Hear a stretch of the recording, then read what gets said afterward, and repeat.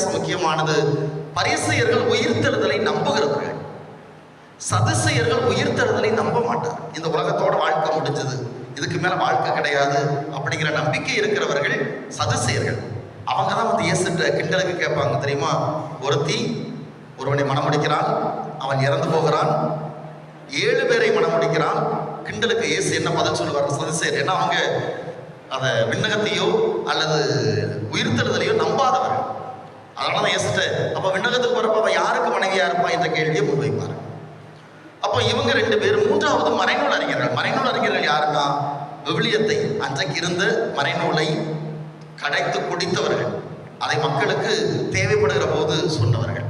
இப்படி 3 குழுக்கள் எப்போதுமே இருந்தது. இது போக சாதாரண மக்கள், அடுத்து வரி தண்டுபவர்கள், ஆயக்காரர்கள், புற இனத்தவர்கள், சமாரியர்கள், இவர்கள் ஒரு பக்கம். இப்படித்தான் அன்றைய சமூகம்